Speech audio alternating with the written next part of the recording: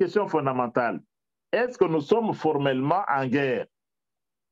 Bon, ici, je lui donne la réponse. La réponse, c'est l'article 86 de la Constitution du 18 février 2006 qui dispose de cette façon. Le président de la République, excusez-moi, déclare la guerre par ordonnance délibérée en Conseil des ministres après avis du Conseil supérieur de la défense et autorisation de l'Assemblée nationale et du Sénat conformément à l'article 143 de la présente Constitution. C'est l'article 86. Est-ce que le président de la République a déclaré la guerre par ordonnance? Non. Il n'y a pas encore eu d'ordonnance délibérée en Conseil des ministres après autorisation de l'Assemblée nationale et du Sénat. L'Assemblée nationale et le Sénat, qui l'auraient bien voulu, n'ont pas encore donné l'autorisation. Donc la réponse, sur base de cet article 86 de la Constitution, ma réponse à la question de notre compatriote Ndambou, c'est que nous ne sommes pas formellement en guerre contre le Rwanda. Ça peut venir, on peut être en train de tendre vers là, mais au moment où nous parlons, nous ne sommes pas encore formellement en guerre, parce que cela aurait exigé une ordonnance présidentielle et une autorisation de l'Assemblée nationale et du Sénat. Le budget militaire, mais nous avons les mêmes préoccupations pour le budget militaire. D'abord, disons une chose. Si le militaire a 200 $ aujourd'hui, mais le salaire, la solde des militaires a augmenté par rapport à ce qu'elle était il y a 3 ans. Et les militaires eux-mêmes peuvent le témoigner. Et non seulement les militaires, mais aussi les fonctionnaires, mais aussi les enseignants. Parce que le président Félix Tshisekedi et son régime, ils ont. En toute chose, il faut aussi reconnaître quand quelque chose de bien est fait. La solde de nos militaires aujourd'hui n'a rien à voir avec ce qu'elle était il y a 4 ans. Elle a été augmentée. Bien sûr qu'il y a des détours, il peut y avoir des détournements. Nous, au niveau de l'Assemblée nationale, nous avons diligenté plusieurs commissions. Et même le dernièrement, j'ai fait allusion à la rencontre que le président de l'Assemblée nationale a eue avec le ministre de la Défense et les officiers de nos forces armées. On leur a rappelé clairement que l'Assemblée nationale reste attentive et elle va veiller à ce que l'argent qui a été débloqué pour les militaires arrive à destination. Et ceux qui vont se compromettre, eh bien, ils subiront la rigueur de la loi. Et nous, en tant que représentants du peuple, nous allons bien suivre cette situation-là. Évidemment, le compatriote Ndambou a reconnu que la loi de programmation militaire nous permet d'aller plus loin. Et je crois, lui, comme le compatriote Nix qui a parlé à la fin, il a parlé de la négociation. Comment est-ce qu'on va négocier sans victoire? Nix parle de la loi qui a dit non à la négociation. Une précision ici, ce n'était pas une loi. C'était une recommandation de l'Assemblée nationale. Nous faisons au niveau de l'Assemblée nationale, le langage est un peu juridique, mais le compatriote comprendra, on a pris une recommandation, ce n'est pas une loi. Alors, cette recommandation, nous avons dit quoi? Parce que vous avez vu dans le passé, l'un des malheurs dans notre armée, c'est quoi? On a mélangé tout le monde. Vous faites la rébellion, on vous intègre, demain vous êtes général. Vous faites la rébellion, vous tuez nos compatriotes, parce qu'on doit négocier, on vous incorpore dans l'armée, demain vous êtes colonel. Nous, nous avons dit non, il n'y aura pas de mixage. Il n'y en aura pas. Et pour nous, le M23, c'est un groupe rebelle, un groupe terroriste. Ils ne doivent pas espérer que demain, on va les intégrer dans l'armée. Ceux qui disaient le M23 vont se retrouver des généraux. Non, ça ne va pas se répéter. Nous n'allons pas négocier. Voilà les termes clairs de la recommandation de l'Assemblée nationale. Évidemment, le collègue de Mix, évoquant certaines théories de droit international, il dit qu'on ne peut pas se mettre ensemble quand on ne se fait pas confiance, et ainsi de suite. Mais nous devons dire une chose aussi. Si vous voyez le dernier communiqué, ils ont réadapté le calendrier. Et si je vois bien, c'est le 30 mars, ils doivent avoir quitté Bunagana. Le calendrier a été échelonné. Ils se sont dit, le 30 mars, ils doivent avoir quitté Bunagana. Nous sommes patients. Nous attendons le 30 mars. S'ils n'ont pas quitté Bunagana, nous allons tirer toutes les conséquences qui s'imposent. Voilà, je crois avoir répondu à ces questions-là. On peut passer à d'autres. Et j'espère que les compatriotes ont suivi quand même, ils ont apprécié certains éléments de ces réponses. Oui, à lire ce qu'ils disent là, ils sont contents. Une question à laquelle, s'agissant de la SADC, un compatriote a dit, mais pourquoi est-ce que nous sommes bloqués à East African Community? Mais nous ne sommes pas bloqués. Rien ne nous empêche d'inviter notre pays à venir. Rien. Rien en droit international. Et d'ailleurs, nous restons membres de la SADC. Et je vous dis, la réunion même de Bujumbura, de l'EAC qui vient de se tenir, mais elle a eu lieu pourquoi? Parce que nous sommes membres de la SADC. C'est le président de l'Afrique du Sud, qui a saisi le Conseil de paix et de sécurité de l'Union africaine. La semaine prochaine, vous apprendrez sûrement que notre président est peut-être à Addis Abeba.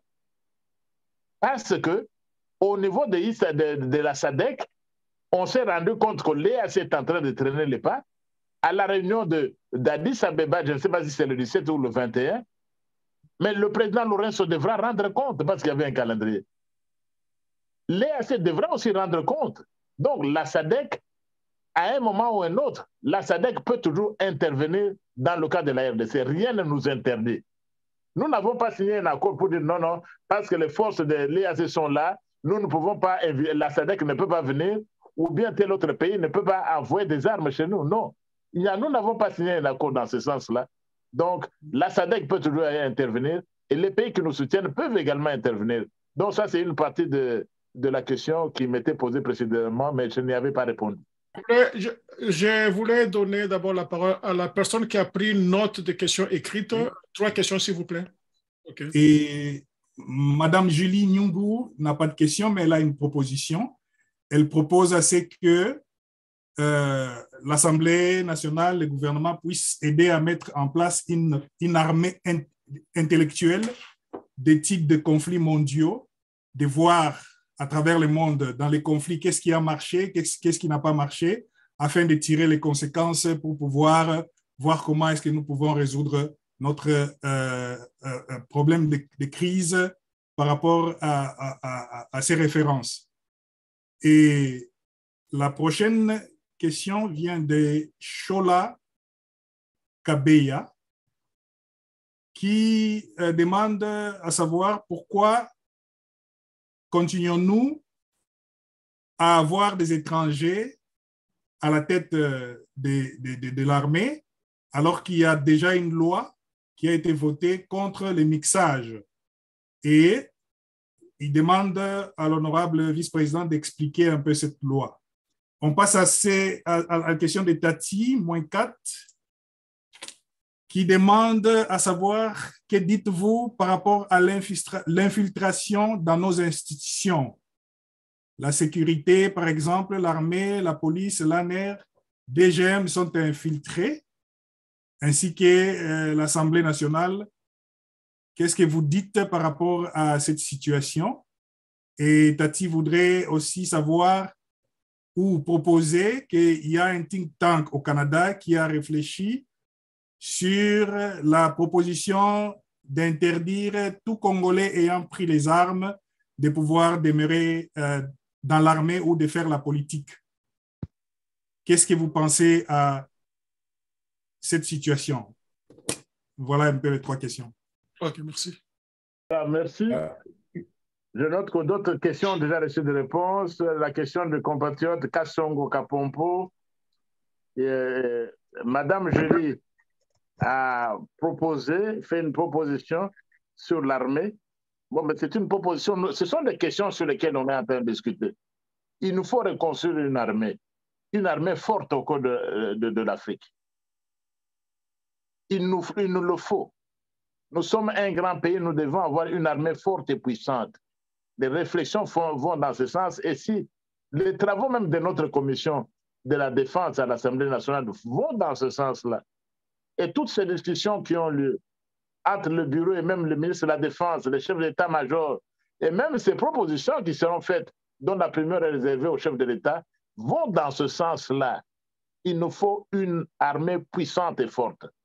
Nous non, une armée intellectuelle. et une armée des intellectuels qui étudient les conflits, non pas l'armée pour aller sur le terrain, non. Donc, on doit étudier tout cela en amont. Parce que nous sommes en face de nous des gens qui ont leur façon de vivre, qui ont leur façon de voir les choses, qui ont leur façon de considérer l'autre.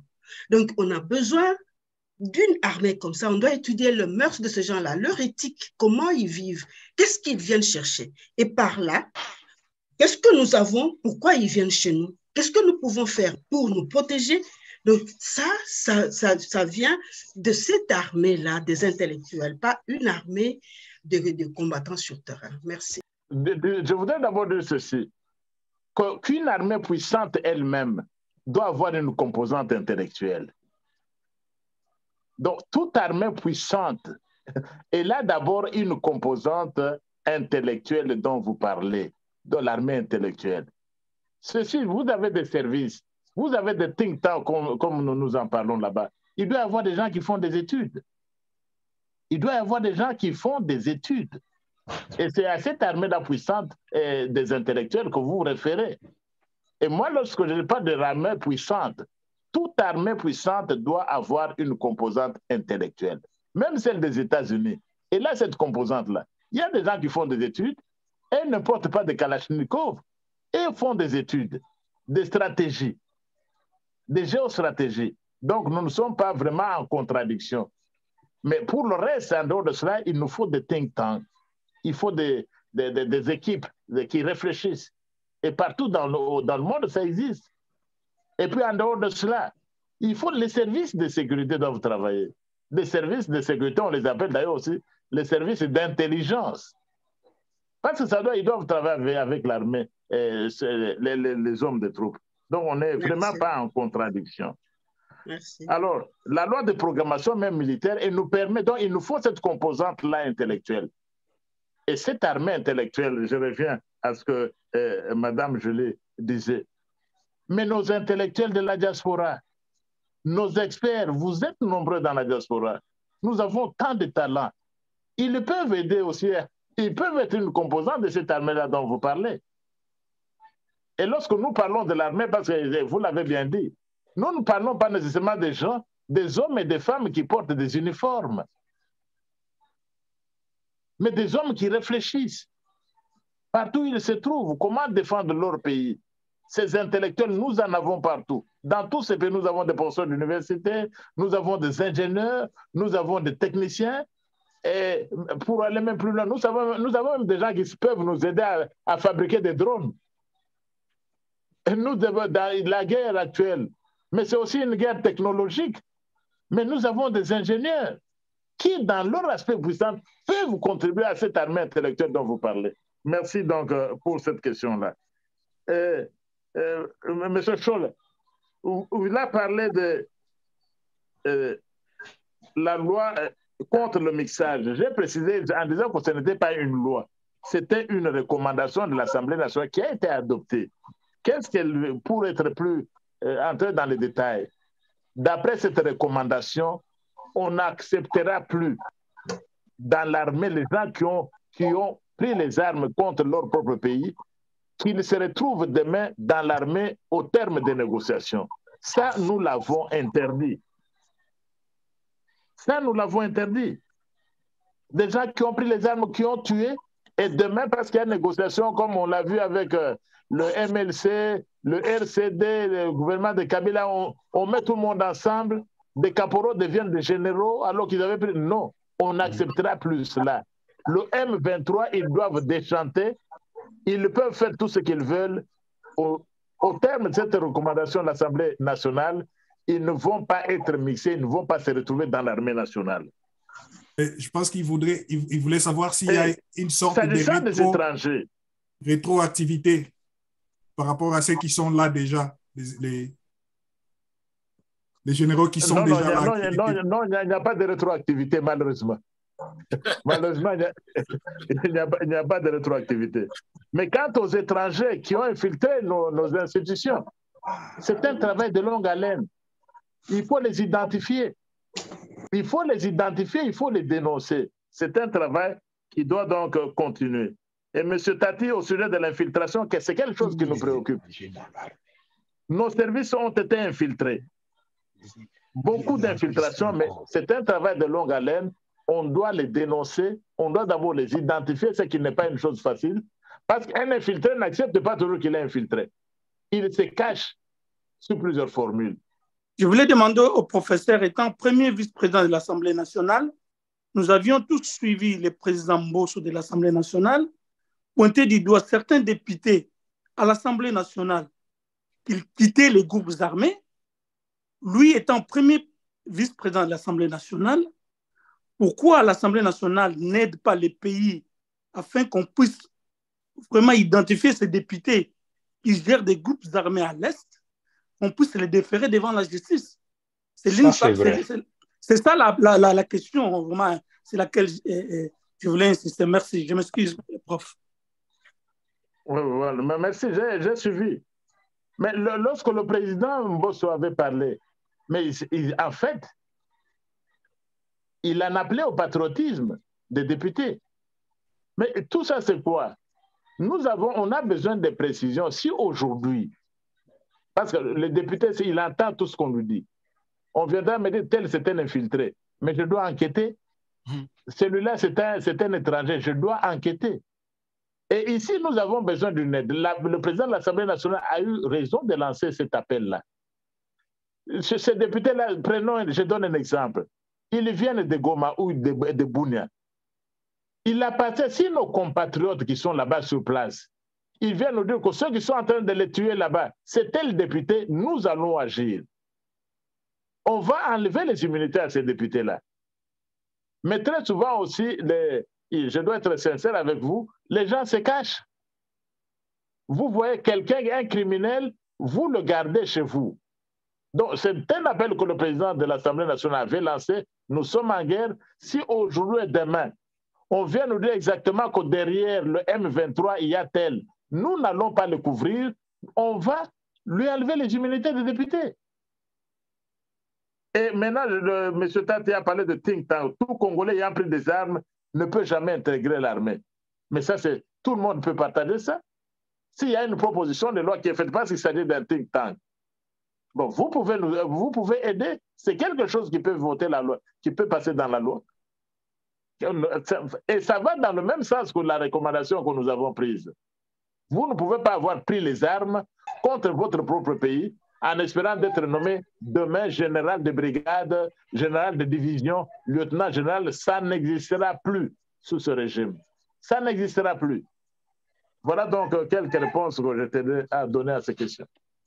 OK, merci, professeur. Donc nous avons Germain M, nous avons Jacques Miangou, et puis nous avons Jacques Sekoutouri. Alors, avec Germain M.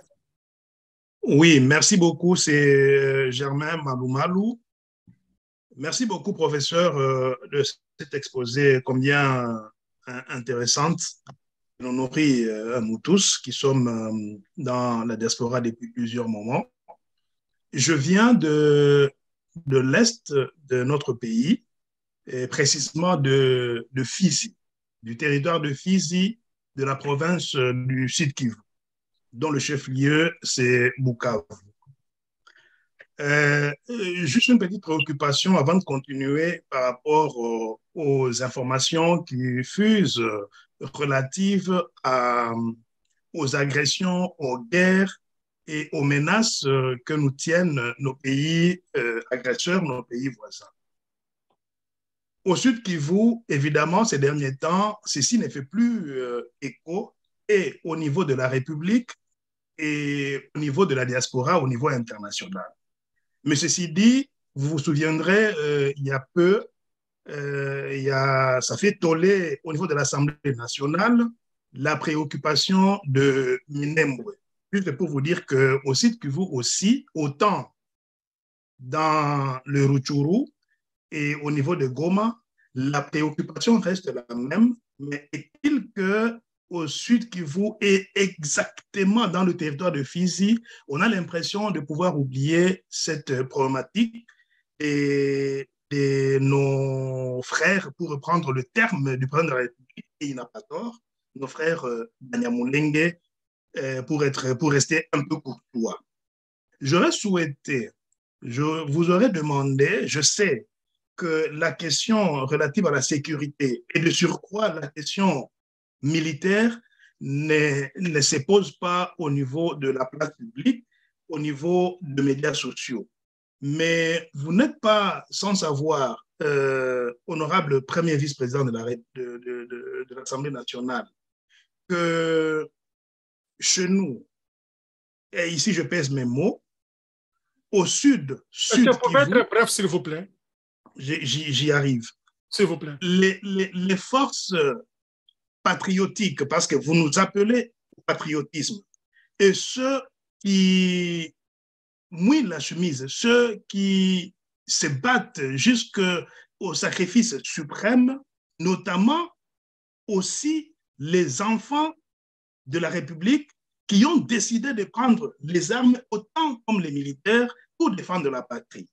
Je vous propose de rentrer dans le vif de ce sujet pour, avec les services de sécurité des armées, pour trouver des moyens pouvant permettre à ce que ceux qui défendent la République avec les armes soient organisés, soient pris en considération. Et c'est pourquoi je dis que ceci ne se dit pas au niveau de la place publique. Mais je tire seulement la sonnette d'alarme que vous nous appelez au patriotisme au niveau de la diaspora, mais il y en a ceux qui font du patriotisme à l'intérieur du pays et ne sont pas pris en compte. Deuxième partie de ma préoccupation, c'est au sujet des élections. Et je finis par là. C'est vrai que le président de la République est, au niveau du gouvernement, un travail d'arrache-pied est en train d'être réalisé. Comment faites-vous au niveau de l'Assemblée nationale pour épingler, pour détecter, pour voir les personnes qui s'adonnent au niveau de la paix, autant avec les communautés, autant avec les forces vives de la jeunesse, pour pouvoir essayer de faire de la pédagogie pour sensibiliser les jeunes, sensibiliser la communauté au niveau national, comme ce que vous faites au niveau de la diaspora. Est-il que la population au niveau local, les populations au niveau local ne sont pas aussi sensibilisées? Germain, je pouvais poser la question, s'il vous plaît. Posez la question. Ma question, c'est de demander au premier vice-président de l'Assemblée nationale de trouver des mécanismes pour permettre de mobiliser et de sensibiliser les populations, surtout la jeunesse, au niveau interne également. Merci. Alors, Jacques Miango. Oui, merci. Bonjour à tout le monde. Je vais faire une proposition et une question directement. Brièvement, s'il vous plaît. Au sujet de la guerre, je ne pense pas que l'endroit est vraiment approprié. Et puis, le professeur ne peut ou ne pas être obligé à répondre à certaines questions liées à la sécurité nationale. Mais ce qui est vrai, la RDC n'est pas en guerre contre le Rwanda directement, mais la RDC se bat pour ses territoires. Donc, c'est à nous, la RDC, de défendre nos territoires partout où nous sommes. Ce n'est pas une guerre conventionnelle et je ne vois pas pourquoi les FARDC doivent continuer à aller dans cette optique conventionnelle, puisque les Rwandais qui nous attaquent ne nous attaquent pas directement, ils utilisent toujours une voie révolutionnaire. Donc, we have to vacuum out. Et ça, c'est une théorie de la révolution. Et certainement, avec d'autres amis, nous aurons le temps d'en développer et de voir comment on peut aider le pays sur ce point-là. Ma question est celle-ci. Parlant des élections, bien sûr que beaucoup d'entre nous ne supportent pas vraiment les élections, mais partons avec l'idée du chef de l'État et du gouvernement, nous voulons les élections. Ici aux États-Unis, beaucoup d'entre nous, parmi nous qui sommes même sur cette conférence, il y a au moins à peu près 80% qui sont américains.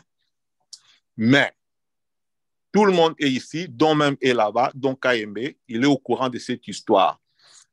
Depuis tout ce temps, il y a une masse de réfugiés rwandais qui viennent ici comme des Congolais. Et ils ont presque tous reçu des passeports congolais auprès de précédents ambassadeurs. Donc, si aujourd'hui, statistiquement, on va aller aux élections, c'est ces Rwandais venant ici comme des Congolais qui vont voter à la place des Congolais. Qu'est-ce que la RDC, l'ambassade et tout le monde y feront pour essayer un peu de filtrer cette histoire et de mettre fin à cette identité, à theft. Nous sommes victimes aujourd'hui. Merci, je vous. OK, merci Jacques. Et puis, bon, un autre Jacques, Jacques Sékou Touré, avant que le professeur ne réponde. Voilà, OK. Je disais merci au professeur, l'honorable Mbata. Ce que j'avais comme question, c'est par rapport aux déclarations du pape qui nous dira que le Congo subit un génocide oublié. Maintenant, sur ce, est-ce que nous-mêmes, nous avons des statistiques depuis que toutes ces histoires ont commencé pour chiffrer exactement combien de nos morts? Parce que nous avons vu le Rwanda aujourd'hui est en train de haïr ses musées pour célébrer le meurtre qu'on a connu. Est-ce que le Congo a des mécanismes pour pouvoir chiffrer en termes clairs combien de morts nous avons eu depuis un certain bout moment?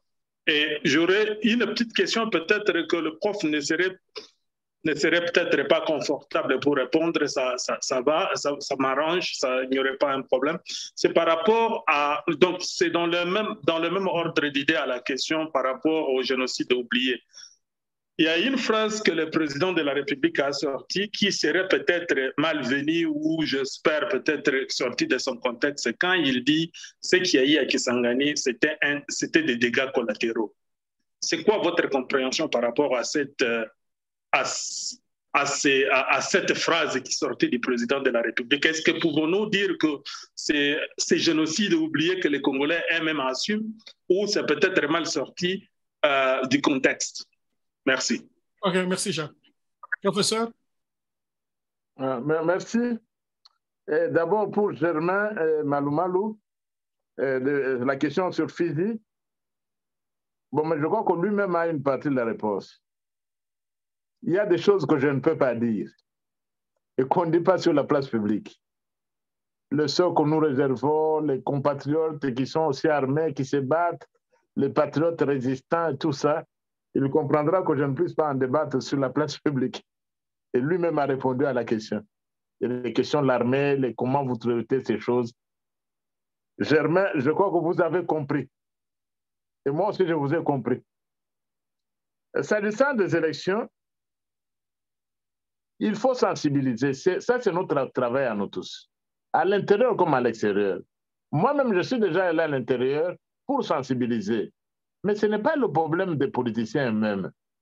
Mais c'est le travail de la société civile aussi. C'est le travail des églises. C'est le travail des associations. C'est notre travail à nous tous là-bas pour sensibiliser notre population. Join the meeting. Il faut aussi dire, qu'est-ce qu'il faut dire? Le problème de Kagame avec nous, c'est quoi? C'est que vous avez des régimes différents. Nous sommes une démocratie, condamnée à être une démocratie. Le Rwanda, c'est une dictature. Les dictatures n'aiment pas la démocratie. Parce que la démocratie, c'est la transparence et tout ça. Nous, c'est ce que nous voulons, parce que notre pays s'appelle la RDC. Mais lui, il ne veut pas ça au Rwanda.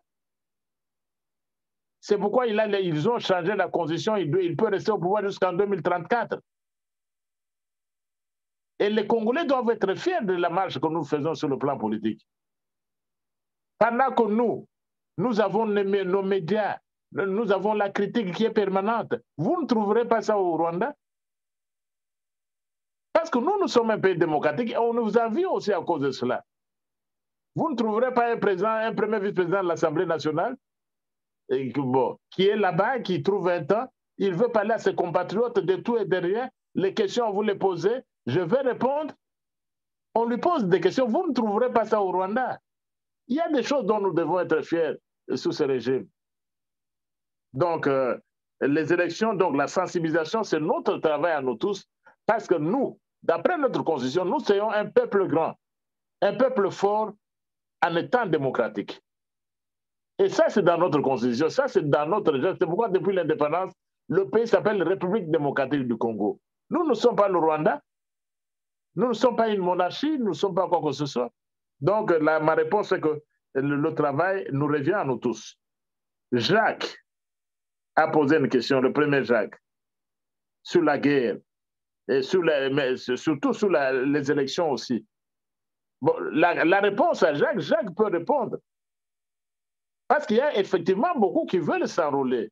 Avoir le passeport et la carte consulaire, on est au moins plus assuré que c'était un Congolais. Hier, qu'est-ce qui s'est passé? Qu'est-ce que j'ai vu à l'ambassade de Pretoria? Mais justement, il y a des Rwandais qui sont partis là-bas pour essayer de s'enrôler aux élections. Et on les a découverts. Donc, ce mécanisme-là, ces dispositions-là, carte consulaire, passeport, ce n'est pas pour nous faire, ça ne devrait pas nous faire du mal. Mais on doit identifier qui est mon compatriote. J'aimerais bien que je parle à mes compatriotes, je ne parle pas aux Rwandais, je ne parle pas à d'autres. Vous devez avoir cette confiance-là. Mais le système dans lequel nous avons vécu, notre histoire, notre passé fait que beaucoup de gens ont des papiers comme Congolais alors qu'ils ne le sont pas. C'est pourquoi à Pretoria, on a arrêté justement un Rwandais qui voulait se faire enrôler comme un Congolais. Donc, il y a un minimum de dispositions qui doivent donc être prises. Et évidemment, les gens, il y a des gens qui sont américains, tout ça. Dans l'état actuel des choses, nous sommes de ceux qui se battent. Et le président de la République en premier lieu, pour résoudre cette question de nationalité. La double nationalité, elle existe dans d'autres pays. Et nous voulons, un Congolais ne devrait pas perdre sa nationalité d'origine. Parce que même si vous êtes aux États-Unis, vous êtes au Canada, mais votre cœur, vous passez peut-être 3 heures au Canada ou aux États-Unis. Sur 24 heures, vous êtes 4 heures aux États-Unis, 20 heures, vous êtes au Congo, parce que vous avez les familles là-bas. Parce qu'on vous préoccupe là-bas, il y a des soucis que vous avez. Vous travaillez ici, vos pieds sont en Amérique, mais votre âme est au Congo. Et ça, c'est une loi qui devrait être prise dans les années qui viennent. Mais en attendant, la nationalité ne peut voter qu'un Congolais. Ceux qui ont une nationalité congolaise, en attendant qu'on accepte cela, en attendant qu'on vote une autre loi, il n'y a que les Congolais qui doivent s'enrôler, pas des étrangers. Voilà donc ce que je pouvais dire, donner comme réponse à Jacques. Et Jacques, le dernier Jacques aussi, le pape a parlé de génocide oublié. Est-ce que nous avons fait le comptage? Non. Là, il faut être honnête. Et ça, c'est le travail de nos intellectuels. Ça, c'est un travail qui devra se faire pour qu'on ait quand même des chiffres. Mais disons aussi que même quand le Rwanda parle de 800 000, le Rwanda n'a jamais fait de comptage. Le Rwanda n'a jamais fait de statistiques. Mais je comprends, et en tant qu'intellectuel, nous devrions faire ce travail-là. Et parce que ça s'est passé surtout dans le nord et dans le sud Kivu, à Fizi et ailleurs, nos compatriotes, là, on devait nous dire combien de membres de famille on a perdu. C'est un travail intellectuel, c'est un travail de recherche qui devra être fait. Et Jacques m'a posé une autre question là sur le génocide, les dégâts collatéraux dont aurait parlé le président de la République. Là, je dois dire à Jacques que je n'ai pas suivi moi-même la déclaration. Je ne sais pas le contexte, dégâts collatéraux, c'est entre le Rwandais ou les Ougandais. Je n'ai pas suivi moi-même la déclaration que je suis presque persuadé que ça doit être pris hors contexte. Merci. Okay. On peut passer à d'autres questions. J'espère qu'on est en train de tendre vers la fin. Non, je voulais poser la question au professeur, puisque nous avons dépassé l'heure prévue de à peu près 20 minutes. Est-ce que vous pouvez accepter quelques 4 à 5 questions, professeur, ou bien vous êtes fatigué? Oui, j'accepte. OK, merci, professeur. Et en plus, écoutez, maman l'ambassadeur va conclure parce que je pense que quand l'excellence, le professeur parle, je pense qu'il rejette la charge sur madame l'ambassadeur et papa Nzongola qui sont ensemble ici. et aussi à celui du Canada, ils doivent comprendre que la charge là revient sur eux. On leur donnera la parole pour aussi ramasser et conclure sur la question. Parce qu'on ne fait que parler des cartes consulaires, on sait que parler des conditions de l'étranger. Bangonde, Fachi, Tozana Bango. Alors, n'oubliez pas de leur donner la parole à la fin. Nous commençons avec Maître Kassenda. Nous allons avec M. Ngaloula et nous venons à vous, John Matanda, je m'excuse. Alors, nous commençons avec Maître François Kassenda. Merci beaucoup, donc, Monsieur le modérateur. Merci, professeur Mbata, pour avoir accepté et de partager avec nous ce soir. Merci aux excellences qui participent à ce débat. Je suis effectivement Maître François Kassenda, je suis avocat ici au Canada et je suis le vice-président du collectif pour la défense de l'intégrité territoriale et des droits humains en RD Congo. Professeur, je vous prends sur parole. Vous avez promis de nous visiter au Canada et nous vous attendons ici de pied ferme. Vous avez évoqué la question de la nationalité et c'est sur cette question-là, la double nationalité, c'est sur cette question-là que j'aimerais intervenir. Le chef de l'État, définitivement, au début de son mandat, il a fait de cette question-là une question prioritaire. Et au début même, il a allégé le fardeau des Congolais de l'étranger pour l'obtention de leur visa, qu'ils pouvaient obtenir le visa directement à l'aéroport, ce qui est très apprécié par la diaspora. Mais cependant, nous faisons face à une situation assez compliquée parce que le premier mandat du chef de l'État va à sa fin. Au niveau de l'Assemblée nationale, nous n'avons vu aucune initiative pour concrétiser la volonté du chef de l'État pour résoudre cette épineuse question de la double nationalité. Professeur, vous êtes spécialiste des droits constitutionnels et je voulais partager avec vous l'article 10 de la Constitution, mais compte tenu du timing qui est assez limité, que nous sommes déjà à la fin, plusieurs questions pourront être traitées avec vous lorsque vous nous visiterez au Canada. Mais cependant, au niveau de l'article 10, à la question de nationalité est attachée la personne, l'ethnie et le territoire, donc son ethnie et son territoire. Et l'article 10 de la Constitution, je peux ne fût-ce que prendre quelques aspects de cet article-là. Elle stipule que la nationalité congolaise est une et exclusive. Elle ne peut être détenue concurremment avec aucune autre. La nationalité congolaise est soit d'origine, soit acquisition individuelle. Et Congolais d'origine, toute personne appartenant aux groupes ethniques dont les personnes et territoires constitués, ce qui est devenu le Congo. Alors, où la République, actuellement, la République démocratique du Congo. Professeur, ma compréhension de ce texte-là, du point de vue téléologique, est à l'effet que le citoyen congolais d'origine ne peut pas perdre sa nationalité par l'opération de l'acquisition d'une autre nationalité parce que celle-ci est excluse par sa nationalité d'origine. Et comme vous le constatez, le territoire est attaché à la notion de nationalité.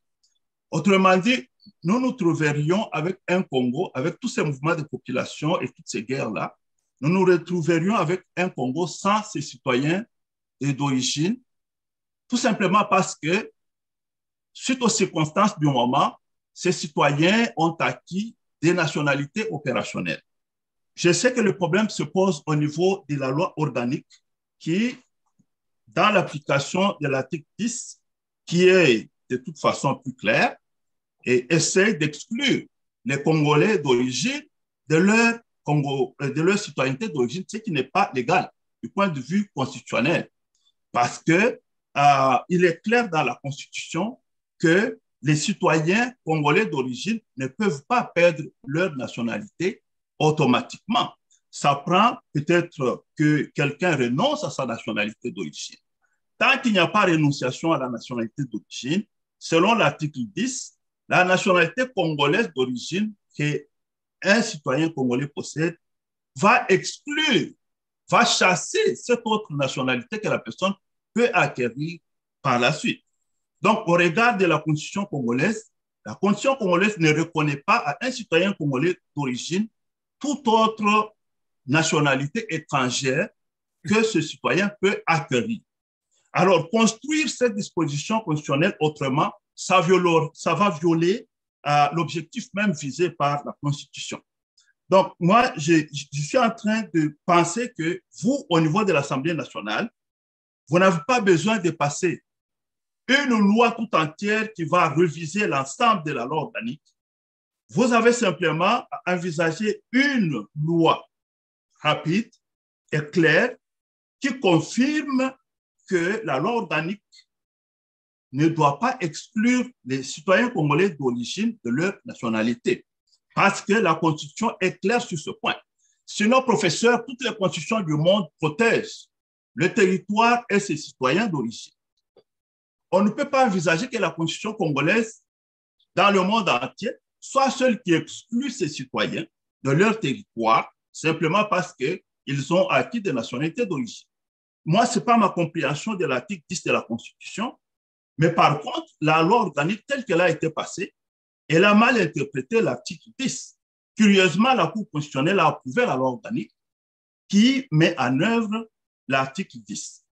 Ma question, professeur, seriez-vous disposé à accepter une loi ou à proposer une loi au niveau du Parlement rapide de quelques paragraphes qui simplement consacrent qu'un Congolais d'origine n'est pas concerné par la perte de sa nationalité d'origine, conformément à l'esprit et à la lettre même de l'article 10 de la Constitution qui rattache la personne à son territoire et à son ethnie.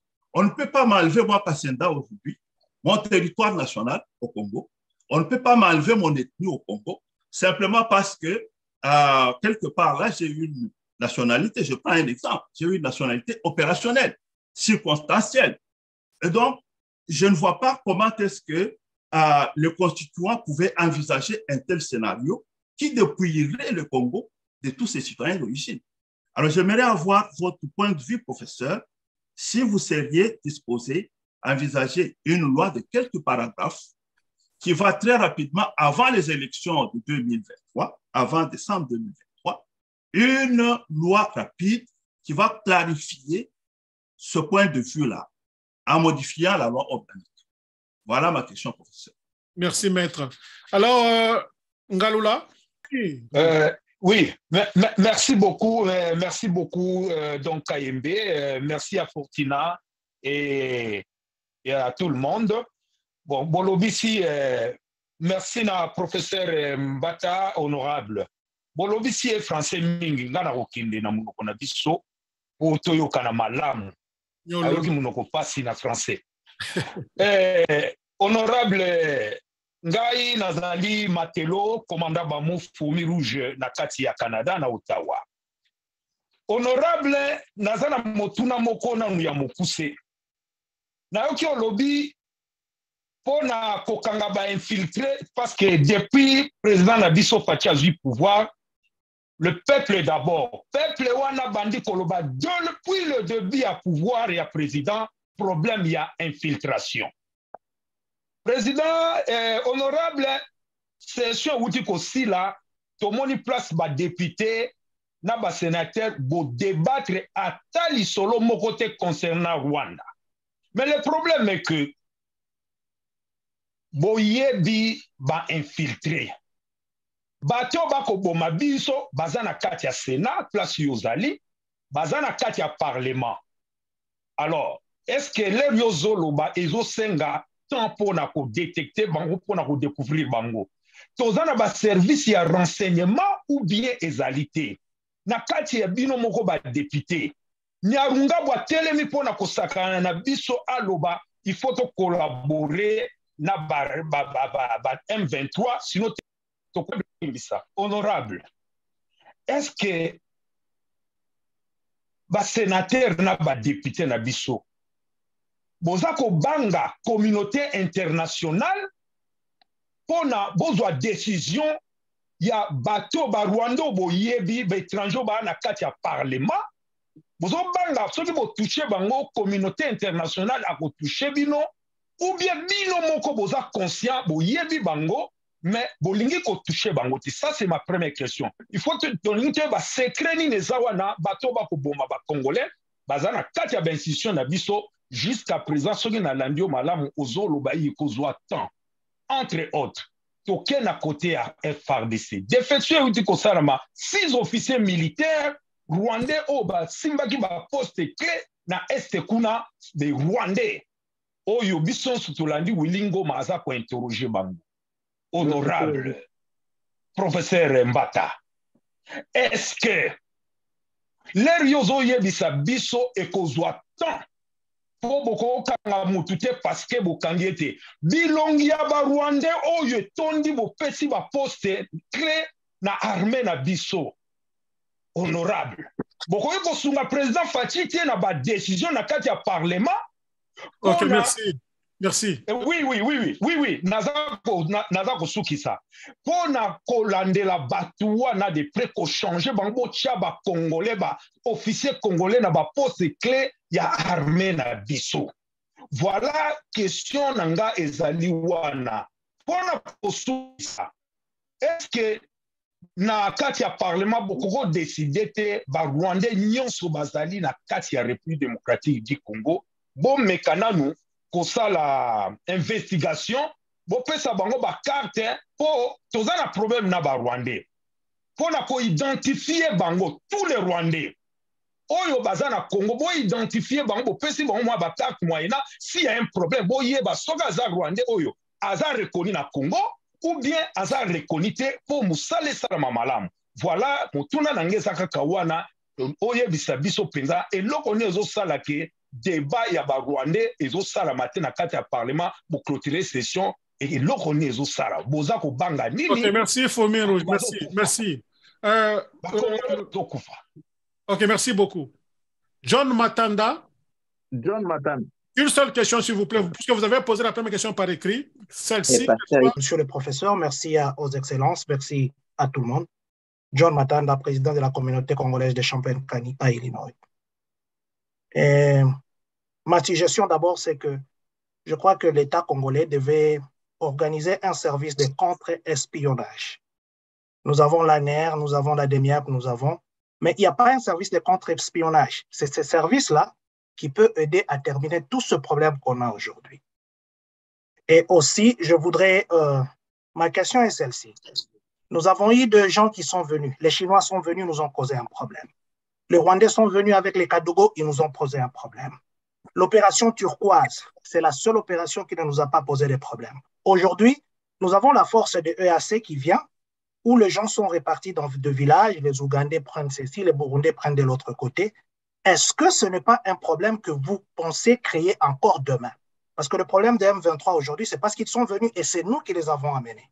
Et aujourd'hui, nous les logeons dans des villages qui demain, ils verront des enfants, ils ne voudront plus partir et ça sera un problème demain pour le pays. Ne pensez-vous pas que c'est l'État congolais qui est à la base de ce problème que le peuple congolais aujourd'hui est en train de traverser? Et une petite citation peut-être qui ne cadre tellement pas avec ça. Aujourd'hui, nous avons aussi un grand problème par rapport au travail. Les Congolais sont maintenant sont journaliers dans beaucoup de compagnies pakistanaises, dans beaucoup de compagnies indiennes. On les paye 7500 dollars, et plutôt 7500 francs par jour. Et il y a des compagnies, peut-être je vous parlerai en privé, qui ont 150 ou 160 étrangers comme directeurs, mais un seul cadre congolais et tous les autres, ce sont que les étrangers. Qu'est-ce que l'Assemblée générale prévoit par rapport à la loi sur le travail? Merci. L'Assemblée nationale. Il y a l'Assemblée nationale. Merci. Okay. Ce sont mes deux questions. Merci. Qu'on termine avec les deux. Pasteur Hippolyte, une question seulement, s'il vous plaît. Et puis ma question pour Sambata, c'est ceci.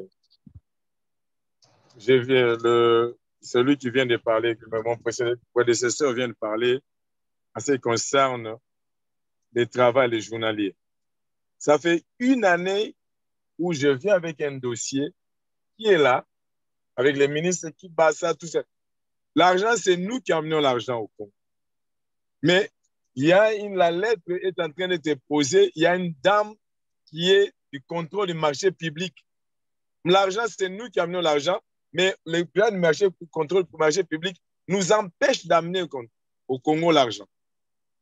Pour la technologie et la communication et l'Internet à toutes ces histoires-là. C'est mal, ça fait, donc aujourd'hui, ça va faire une année que j'étais au Congo au mois de février pour que nous puissions créer les emplois au Congo. C'est vraiment malheureux. Ça, c'est un. De deux. En ce qui concerne le patriotisme, c'est que pour le cadre consulaire et l'enregistrement pour le vote, c'est facile. Moi, je propose, et je suis en train de demander à l'ambassadeur, ces gens-là, s'ils viennent, moi, je suis capable de prendre ces gens en charge ici en Arizona pour permettre que les gens qui sont à Nevada, qui sont ici à Dallas, ça sera plus probable que tout le monde puisse aller au niveau de Dallas, de Washington. Je vais prendre ces gens en charge. Ils viennent ici, ils sont logés. Pendant ce temps, ils ont comme ça. Nous allons recruter. Parce que je peux proposer quelque chose. Est-ce que Papa Fortuna peut vous mettre en contact avec l'ambassadeur? Comme ça, vous allez arranger ce problème, s'il vous plaît. Pas de problème. Merci beaucoup. Ok, je m'arrête. Alors, c'est bien trouvé. Alors, nous allons avec News Kinwani avant de terminer avec André Katompa. Bonsoir, merci beaucoup. Merci, prof. Merci à tout le monde. Prof, je vais revenir sur la question rapidement de l'armée et tous les maux qui rongent notre armée, qui font en sorte que l'armée ne puisse pas être aussi forte et puissante.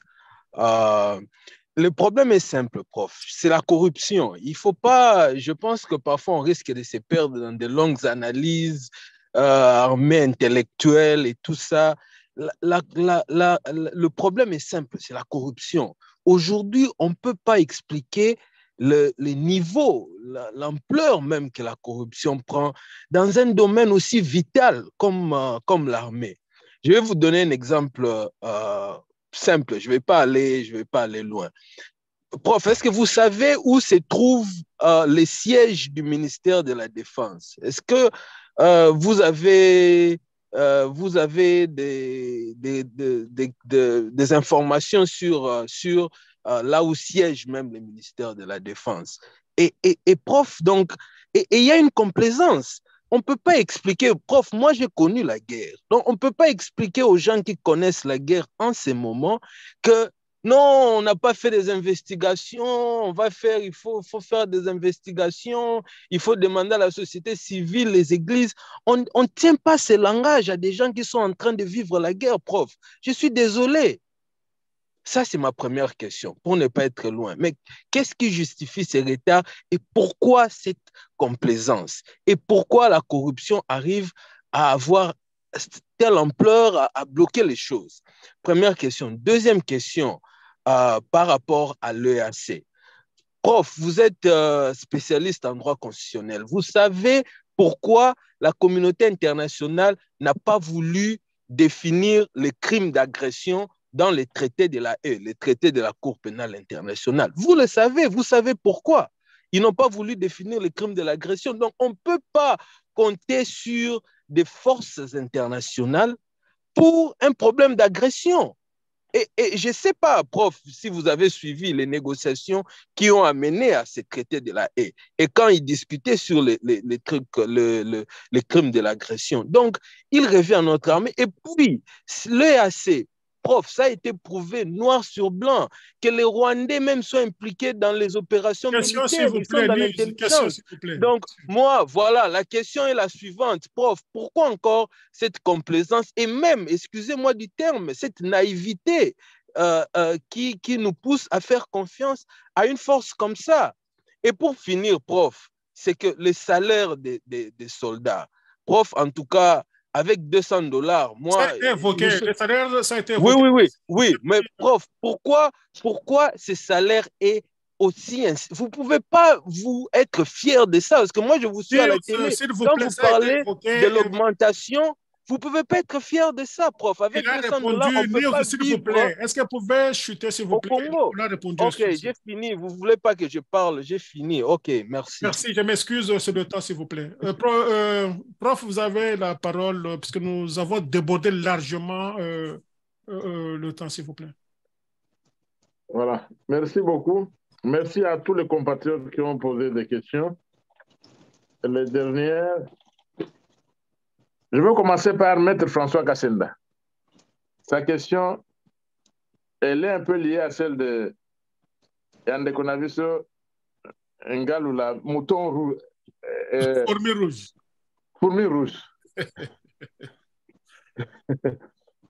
Bon, Maître, ce que je devais dire d'abord, c'est ceci, c'est que vous faites effectivement une interprétation téléologique de l'article 10 sur la nationalité. Vous dites que non, d'après vous, les Congolais d'origine, eux, ils n'ont pas besoin d'une révision constitutionnelle. On peut seulement faire une loi en quelques articles, ça passe. Bon, je suis d'accord d'abord avec vous sur la question de l'interprétation, parce que la plupart des fois, nos juges sont guidés par l'interprétation littérale, au lieu d'aller dans le fond. Et ça, c'est un peu hérité du monde, les études qu'on a fait dans les milieux francophones.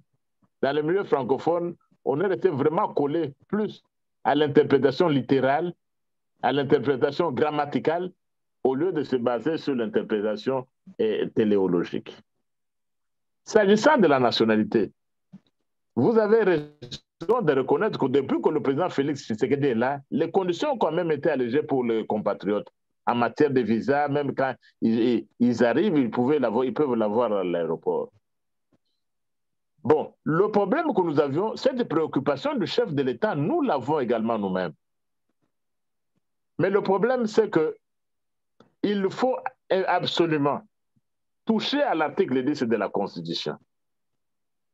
Parce que vous dites, même quand vous dites pour les Congolais d'origine, c'est l'article premier là. Je crois que j'ai l'article 10 devant moi ici. Et vous avez bien fait de lire. Alors, si vous voyez l'article 10, il commence comment? La nationalité congolaise est une et exclusive. Elle ne peut être détenue concurremment avec une autre. Donc, il y a déjà des problèmes là qui vous demandent de toucher à la Constitution. Si vous devez dire qu'elle est une et exclusive, pour ceux qui sont devenus Congolais par voie d'acquisition individuelle ou comment? Donc, d'une façon ou d'une autre, avec toutes les explications que vous donnez là, ça nous demande de toucher à la Constitution. Parce que prenez par exemple les Congolais par voie d'acquisition. Est-ce qu'eux, ils auront droit? Ils peuvent perdre la nationalité congolaise ou pas? Donc, il y a un problème là qui se pose, qui va demander qu'on touche nécessairement à la Constitution en ce qui concerne cet article 10, même si on procède par l'interprétation téléologique. Alors, c'est une question qui nous a préoccupés au niveau de l'Assemblée, mais nous étions handicapés, nous sommes encore handicapés par l'article 219. L'article 219, nous aurions bien voulu résoudre ce problème par voie constitutionnelle. Mais l'article 219 nous l'empêche parce que l'article 219 dispose qu'on ne peut pas réviser la Constitution ou toucher à une disposition de la Constitution lorsque le pays est sous l'état de siège ou sous l'état d'urgence. C'est l'article 219 qui nous bloque un peu sur ces conditions-là. Mais c'est sûr que si nous n'avions pas l'état de siège, si nous n'avons pas l'état d'urgence, cette question, nous l'aurons déjà résolue. Voilà donc la question sur la nationalité. Comment je pouvais répondre à la question posée par Maître François Kassenda, que je remercie. Vous avez évoqué le Canada, je ferai de mon mieux, mais dès que c'est fait, en tout cas, j'ai le souci de venir également au Canada et de m'entretenir avec nos compatriotes qui sont là, et je vous félicite pour le travail que vous faites. Ndeko Ngaloula, fourmi rouge. Ndeko Ngaloula, okoki koloba te ko biso depuis kotoze na parlement tolobeli makambo ya Rwanda te wana ndeko na nga ezali ya solo te parce que régime oyo na président Félix Tshisekedi na badepute na bino tozalaki le premier mais kombo ya Rwanda bazali kotanga yango te tozonga nano nsima ça fait 5 ans est-ce que moto azali kotanga Rwanda est-ce que moto akokaki kotanga Kagame président ya biso azali moto ya liboso ya koloba ko tozali agressé na Rwanda et puis abakisi kutu problème na biso ezali na peuple rwandais nyonso te problème na biso ezali na Paul Kagame c'est un problème et ce discours là il est le même endossé au niveau ya ba député na Assemblée nationale donc okoki koloba biso tobangaka Rwanda te tobangaka Kagame te donc nous en avons parlé ata ntango tozozwa recommandation koloba ko bato baoti kuna basali biso bitumba balingi bakota na armée bakoki kokota te mais le Rwanda est aussi visé tozobanga Rwanda te donc nous y allons directement les Congolais d'origine le problème mosusu objectivement nakoki koloba ezali nini la RDC d'après console na biso tozali état de droit biso tokoki kosala makambo lokola Kagame azosala. Là, c'est un état de police. Rwanda, c'est un état voyou. Biso tokoki kozala état voyou te to décider moto pour na elongi na ezali boy non. Nous avons voulu faire un état de droit. État de droit peut élisa côté à biso certaines limites. Nous n'allons pas dire seulement non, oh puisque azali pembe azali moto na biso te. Mais quand à savoir qu'il y a des infiltrés, il y a des infiltrés. Et quand on les découvre, on doit agir. Mais dans un état de droit, nous ne pouvons pas décider seulement à la légère. Nous sommes un état de droit, nous n'allons pas décider comme Kagame, ou bien déjà, qu'on respecte les droits à Batoté. Et puis, il faut absolument des cartes. Quand on a la réponse à Botswana, un étranger, un Rwandais, ce qui n'a pas s'enrôler dans l'ambassade. Non. Et c'est pourquoi disposition à carte consulaire rwandais ambassadeur na biso de bakota la makambo na bien pour éviter que bato bazali ya biso te baya kozwa ba carte baya kozwa passeport ya ba congolais. Question mosusu na droit qui est pas ndeko nane John Matanda. John, le M23 ce n'est pas nous qui l'avons amené. Il faut bien qu'on taga moto amené M23. Biso to même M23 de. Nous n'avons pas amené le M23. Le M23 peut nous avoir été amené par certaines personnes que je ne voudrais pas citer ici. Il faut reconstruire une armée. Ce sont des questions, évidemment, dont on ne va pas parler ici. Ce sont des débats au niveau de la commission de défense. Comment reconstruire notre armée? Service de contre-espionnage, il faut... Mais l'ANR, c'est prévu qu'il y ait un service d'espionnage et de contre-espionnage. Mais là aussi, nous devons reconnaître. Ce n'est pas la faute qu'au service en égalité. Nous-mêmes aussi, nous avons des choses à nous reprocher. Nous avons des choses nous-mêmes à nous reprocher. Pour ça, notamment aussi pour la cause de la corruption. La corruption, c'est un cancer. Et parfois, on favorise la corruption. Quand on veut agir contre quelqu'un pour la corruption, on va dire non, non, on le combat parce qu'il est opposant. C'est ça le problème que nous avons. Donc, je suis tout à fait d'accord, et je crois que c'est le pasteur Hippolyte qui l'a dit. Le problème de la corruption, c'est un cancer que nous devons combattre. Travail, il y a des Congolais. Si pasteur Hippolyte, ou bien ceux qui ont des fourmis rouges à Yébi, là où on malmène les Congolais de cette façon-là, parfois on ne connaît pas, il faut dénoncer. Ce que vous allez na kaya ndenge wana ba Congolais wana yebisa ou approcher l'Assemblée nationale ou approcher à Tangaï. Toko ça l'enquête ko enquêter parce qu'on ne va pas se limiter à ce qu'on dit. Si vous avez des cas précis, au kopeza comme on a yote, ata uzana moto na Kinshasa, on ne va pas le trahir. Après ces informations, on va diligenter une commission d'enquête côté la Makabouane. On ne peut pas accepter que... Oui. Merci beaucoup, professeur. J'ai des sources très sûres et je crois que je saurai comment vous contacter pour que ça vous arrive. Voilà. Bah, contacter Bissot. Merci beaucoup. Bon, on qui ne makambo corruption, nayoki, sensibilisation, on a lobby. Oh, j'ai répondu à une question de notre compatriote.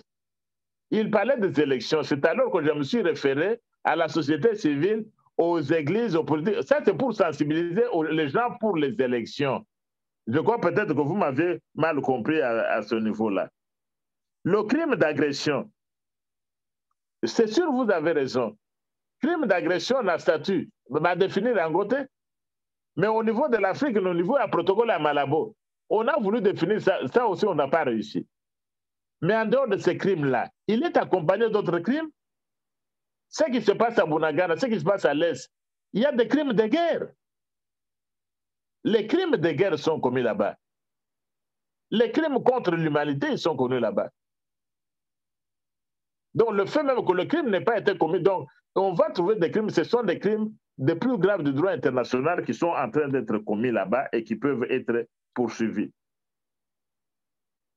Je suis aussi également d'accord, on ne peut pas compter sur les forces étrangères. Nous devrons organiser notre armée, la loi pour la programmation militaire, le président Félix Tshisekedi insiste, nous devons d'abord en toute chose compter sur nous-mêmes, pas sur les étrangers.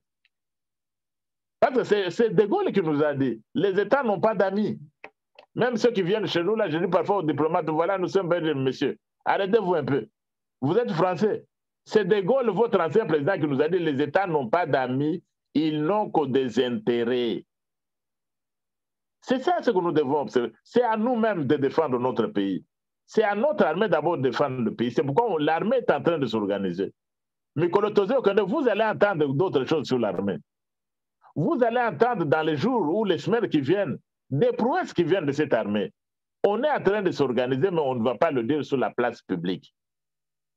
Ils vont le faire sur le plan militaire, mais sur le plan diplomatique, vous aussi, nos sœurs et nos frères de la diaspora, vous êtes des ambassadeurs du pays. Vous pouvez aussi défendre le pays. Quand quelque chose s'est fait, moi je voudrais voir demain, on aurait voulu, quand quelque chose s'est fait, au lieu que Bamoussou soit ambassadeur à ma conférence dans Bango, mais vous saisissez la maison, vous êtes dans la rue, au département d'État, pour que les Américains comprennent. Oh, s'il vous plaît, on était dans la rue le 5 novembre 2022, il y a juste 2 mois, quand Bunagana a été attaqué. Ça, ici à Washington. Ça, nous encourageons. C'est ça que ça, nous encourageons. Et tant que nous sommes agressés, ce mouvement-là ne doit pas baisser. Tant que nous sommes agressés par le Rwanda, nous ne pouvons pas baisser les mains, nous ne pouvons même pas arrêter nos pieds. Nous devons continuer jusqu'à la fin. Que ça se passe aux États-Unis, que ça se passe au Canada, que ça se passe à Londres ou au Canada où se trouvent nos compatriotes. Nous n'allons pas nous limiter des réseaux sociaux. Pour distiller le mensonge là où ils vont, pour être compris alors qu'ils sont en train de mensonge. Nous devons nous dire ceci, tant que le pays n'a pas été libéré, nous ne pouvons pas nous taire. Nous ne pouvons pas nous arrêter tant que notre pays n'a pas été libéré. Voilà, je crois que je suis arrivé à la fin, comme les questions sont terminées. Je voudrais, avant que la parole n'arrive aux ambassadeurs, je voudrais vous dire très sincèrement merci. Merci pour ce que vous faites. Merci pour le sacrifice que chacun d'entre vous prend pour le pays. Je sais que si vous êtes restés jusqu'à 7 heures, certains viennent même du boulot. Certains sont encore au bureau. C'est parce que vous aimez le pays. Et nous n'avons que ce pays, c'est le nôtre, c'est un bien commun. Merci. Moi, je reviendrai aux États-Unis. Moi, je ferai de mon mieux avec l'équipe. Nous serons au Canada pour passer le message. Nous n'allons pas nous taire tant que nous sommes victimes d'une agression ou des injustices. Nous n'allons pas non plus tolérer l'indifférence totale à la communauté internationale. Quand ça se passe en Ukraine, vous voyez comment les Occidentaux sont en train de mobiliser. Combien d'argent ils donnent? Mais ce qui se passe chez nous, ce n'est pas moins que ce qui se passe en Ukraine. Mais qui va parler pour le Congo? Ce ne sont pas les autres. C'est d'abord le Congolais qui va parler pour lui-même de son propre pays. C'est d'abord le Congolais qui va intercéder pour lui-même. Donc, je vous dis grandement merci partout où vous êtes. Je réitère mes remerciements à notre ambassadeur qui est à Washington, D.C. Mes remerciements à notre ambassadeur aux Nations Unies. Merci, je crois que vous avez suivi chez vous. Je n'ai pas changé les ambassadeurs. Il y a quelqu'un qui a posé la question, vous avez changé? Non. Mais notre ambassadeur, ils comprennent qu'ils ont un rôle à jouer. L'ambassadeur de la RDC, c'est le représentant du chef de l'État, c'est le représentant du Congo. Et l'ambassade même, c'est la maison du Congo. Donc, nos ambassadeurs, ils font déjà un très grand travail parce que ces victoires diplomatiques que nous sommes en train d'engorger, ces victoires ne sont possibles qu'au travail, grâce au travail de nos ambassadeurs, particulièrement celui qui est aux Nations Unies et notre ambassadeur qui est à Washington DC. Donc, je vous remercie très sincèrement.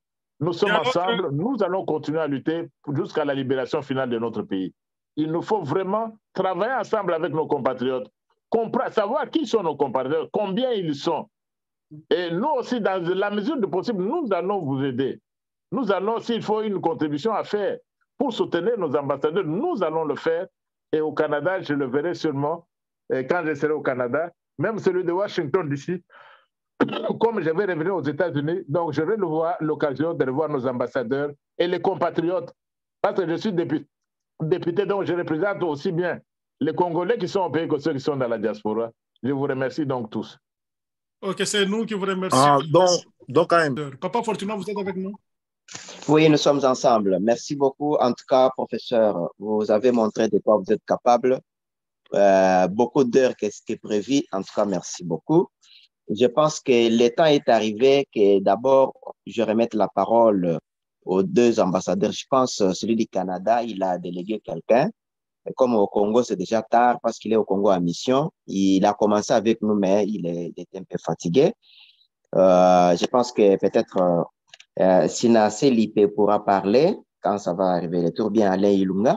Mais je voudrais que Papa Nzongola parle pour conclure et maman Marie-Hélène, notre mère, va aussi parler pour conclure comme elle a ouvert. Voilà. Papa Nzongola, vous avez la parole. Merci beaucoup. Je tiens à remercier le premier vice-président de l'Assemblée nationale, le professeur Mbata, que je connais depuis plus de 30 ans maintenant, et vraiment qui est un grand soldat pour le Congo. Et c'est très intéressant que son entreprise qu'il amène maintenant, celle de la diplomatie parlementaire, est extrêmement utile. Et je pense que c'est très bien qu'il vienne aux États-Unis, qu'il aille dans d'autres pays, surtout les pays de démocratie parlementaire, pour pouvoir dialoguer avec ses collègues, pour les instruire, parce que la plupart des gens sont vraiment ignorants. Ils ne connaissent pas ce qui se passe chez nous. Tandis que les multinationales et ceux qui font de l'argent aux dépens du peuple congolais font des milliards et des milliards. Donc, si vous n'avez pas encore vu, par exemple, le film, il y a un journaliste danois qui a fait un film sur le coltan au Congo, montrant des petits porteurs russes et ukrainiens qui atterrissent dans nos villages pour prendre le coltan. Ça vous montre que le Rwanda et l'Ouganda ne sont pas seuls. Ils sont là avec l'appui de multinationales et de plusieurs puissances internationales qui continuent à bénéficier de nos souffrances. Et nous devons mettre fin à ces souffrances. Et comme le professeur Mbata a dit, vous êtes tous des ambassadeurs de notre pays. Vous devez continuer à parler, devez continuer à dénoncer le fait que nous sommes oubliés, comme le pape François a dit. Il y a eu un génocide au Congo. Ce génocide continue. C'est depuis 1994 que le Congo est en train de souffrir du génocide au Rwanda. Et nous n'avions rien à faire avec ce génocide. Et or, nous sommes les premières victimes de ce génocide. Nous devons y mettre fin. Et je vous remercie tous pour venir. Et je crois que nous devons continuer ce genre de dialogue pour voir comment nous pouvons aider notre pays à aller de l'avant. Je vous remercie. Non, avant que vous ne partiez, professeur Zongola, vous n'avez pas répondu à l'inquiétude de carte consulaire, au timbre consulaire. Quelle inquiétude? Des cartes consulaires. Des cartes consulaires. Moi, je n'ai jamais reçu de carte consulaire. Si je les reçois, je serai le premier à le distribuer. Ok, merci beaucoup à Papa Zongola, grand professeur. Avant que maman puisse mettre son balai, nous avons le maître Kassende qui a encore eu la charge de tous les membres du côté Canada là-bas sur ses épaules. Je pense que c'est aussi une occasion pour lui de faire passer le message. Maître Kassende, vous avez la parole. Merci beaucoup, chers collègues, confrères. Donc, c'est le moment pour moi de remercier encore une fois le professeur. Mais j'aimerais indiquer que nous avons essayé de faire un effort pour atteindre le professeur Zongola du Canada. Nous avons contacté tous les services là-bas sans succès. Lorsque nous préparions le mémorandum aux Nations Unies, et lorsque nous faisions des marches sur la colline parlementaire ici au Canada, nous avions voulu conjuguer ensemble avec la mission aux Nations Unies. Et nous aimerions en tout cas que le professeur nous disponibilise les coordonnées pour qu'au Canada, que nous ayons ça, tout comme vous-même, M. Fortuna, que nous ayons la facilité de contacter nos missions diplomatiques. Parce que ça nous manque beaucoup. Et comme vous l'avez bien indiqué, nous avons la communauté ici à l'extérieur, dans l'Amérique du Nord, sur nos épaules. Et nous avons l'obligation de pouvoir cheminer ensemble avec les officiels de notre pays. Donc, je l'ai dit ici pour que nos diplomates, nos excellences puissent nous ouvrir les portes. C'est très important. Si nous n'avons pas cette facilité de communiquer avec eux, ça va être pas assez utile pour nos peuples ici en Amérique du Nord. Nos portes sont ouvertes tout le temps. Ok, je vois la communauté congolaise du Canada qui a un message à passer à son Excellence, Monsieur le Premier vice-président de l'Assemblée, et puis aux deux ambassadeurs qui sont avec nous. Nous tendons vers la fin. La communauté congolaise du Canada. Vous avez un message à passer, vous avez la parole. Merci. Oui, d'abord, oui, que maman parle, et puis on va revenir sur Jacques. Merci beaucoup. Je voulais souligner une chose à l'attention de tout le monde, ça va être vraiment bref. Au niveau du Canada, nous avons fait un effort. La communauté congolaise au Canada, c'est la seule communauté étrangère qui a réussi à mettre sur pied une structure fédérative. Donc, nous sommes les seuls, parmi les Grecs, les Juifs, les Italiens, les Polonais, tous les étrangers, vous pouvez imaginer au Canada, les Congolais sont les seuls qui se sont organisés en une communauté congolaise du Canada qui nous permet d'échanger avec les autorités fédérales, parce qu'ici, nous sommes dans un État fédéral. Au début de l'année 2023, nous avons rencontré la nouvelle équipe d'affaires mondiales Canada qui s'occupe des affaires étrangères et des 4 autres ministères, toujours avec la question du Congo sur la table. Nous avons exigé une condamnation ferme du Canada de l'appui du Rwanda au M23. Et la réponse qui nous a été donnée était que le rapport des Nations Unies dont le professeur nous a parlé aujourd'hui n'était pas encore public et qu'à la publication de ce rapport, le Canada ne manquera pas de se prononcer. Donc, nous saisissons l'occasion de ce rapport. Nous allons retourner encore sur la table. On a un dialogue avec eux continu. Au Canada, nous avons réussi à obtenir un groupe de parlementaires qu'on appelle les Amis du Congo. On est heureux que le professeur va venir chez nous. On va lui présenter ces groupes-là qui portent la question du Congo. Ils ont condamné en juillet de l'année dernière l'agression du Rwanda sur le M23, même si le gouvernement fédéral officiellement ne l'avait pas condamné. Mais l'honorable Anita Van Der Berg avait fait un discours au niveau de la Chambre des communes pour condamner. Donc, à notre niveau, la société civile, voilà un peu le travail que nous sommes en train de faire ici au Canada. Et quand le professeur honorable viendra dans nos murs avec Maître Kassendakia à Ottawa et notre ambassadeur, nous allons lui faire part des actions qui sont prises ici. Merci beaucoup. OK. Je pense que nous avons terminé. Jacques Miango, vous avez quelque chose à ajouter? Oui. Merci Fortina, merci à tout le monde. Comme le professeur l'a bien souligné, nous sommes dans une période où nos actions peuvent déterminer si demain le Congo sera balkanisé ou pas. Et ici en Amérique, un rappel, 1907, Cabot Lodge, Henry, un député avait fait une résolution au Sénat américain qui a fait que la Belgique, le Congo soit pris de la main du roi et mis à la disposition de la Belgique. Cette loi, c'est une résolution, c'est une jurisprudence pour le Congo. Et ça existe jusqu'à aujourd'hui. Et c'est 16 février. Alors, je vais partager ça dans tous les groupes que nous avons. Nous avons une marche et sit-in dans des Union Station à CNN et des CNN à Capitol. Et ça, c'est un appel à tous les Congolais. On ne doit pas se dire c'est à short notice ou non, puisque si nous avons une urgence dans nos familles, nous n'allons pas travailler. Et si nous nous considérons comme des Congolais, de ce qui se passe au Congo, nous sommes obligés d'être dans les rues de Washington jusqu'à ce qu'il y ait une implication. Donc, si le génocide du roi de Belge a été arrêté par une résolution d'ici, et l'Amérique est une grande puissance, c'est à nous aussi d'attirer leur attention. Et que cette initiative d'aujourd'hui ne soit pas la première ou la dernière, il faut que nous essayions de network toutes les organisations que nous avons ici, essayons de nous mettre ensemble. Ce n'est pas qui a fait, mais c'est qu'est-ce que nous pouvons faire pour le Congo. Donc c'est jeudi 16 février qui est aussi une date dans nos mémoires, à souvenir de la conférence nationale à Marche des chrétiens consorts.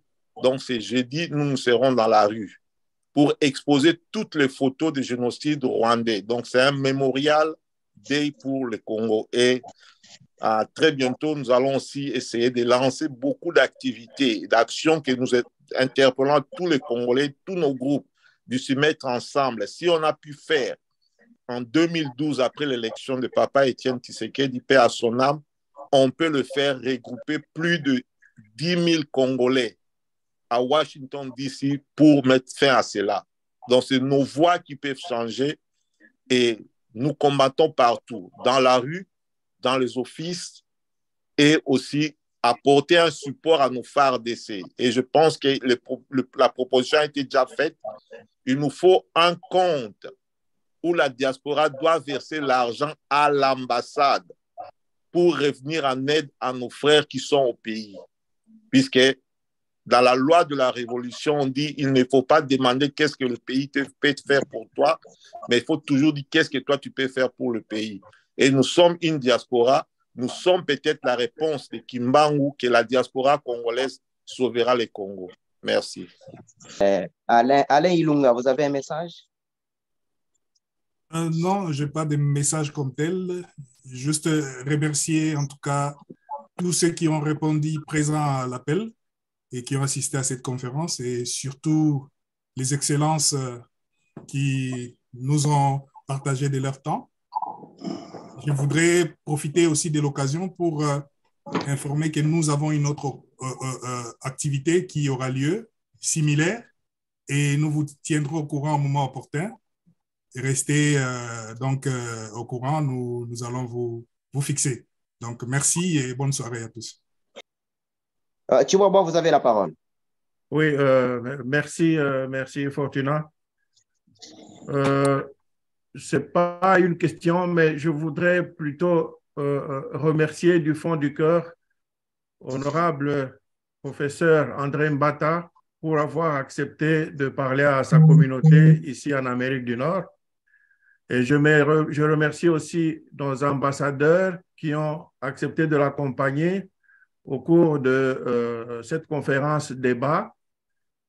Mais je pense aussi à nos représentants fédéraux de l'UDPS. J'ai vu, ils étaient tous là. Mais enfin, je remercie l'équipe qui a travaillé à la réalisation, n'est-ce pas, de cette soirée conférence. Je pense à vous-même, Fortuna Kasongo, à Alain Ilunga Chimanga et à moi-même, Sinaseli Chiboba. Donc, je remercie toute l'équipe pour votre investissement en temps, en énergie pour la réalisation de cette soirée. Bonne soirée à tout le monde, vous qui avez accepté de répondre à notre invitation. Merci beaucoup. Donc, Ayembe, il est journaliste. Quand nous sommes en train de parler, il y a une radio qui prend ça en direct. C'est sa radio, sa chaîne. qui a pris ça dès le début jusqu'à maintenant. Je pense qu'il pourra encore faire les interviews avec l'honorable président après. Maman, l'ambassadeur, vous avez... Merci Fortuna, mais je voudrais vous prévenir que je ne peux pas parler longtemps parce que mon appareil est en train de se décharger. Oui. Mais j'ai une bonne nouvelle pour vous, pour les élections. L'équipe de la CENI est arrivée hier. Les équipements vont arriver demain. Donc, je crois que l'enrôlement va commencer la semaine prochaine. Restez à l'écoute, soyez en contact avec l'ambassade et vous serez informés. Et je ne peux pas dire plus, mais merci à tout le monde. Il est tard et je crois que mon appareil se décharge et ça risque de s'éteindre bientôt. Mais merci à tous et bonne nuit. Merci beaucoup, papa. Excellence, monsieur l'honorable. Vous pouvez maintenant lever la séance parce que je n'ai pas le droit. Est-ce qu'elle est suspendue? Les professeurs, oui, c'est les professeurs qui va maintenant lever la séance suspendue. Ce n'est pas moi, je n'ai pas le droit. La séance est suspendue. Merci beaucoup.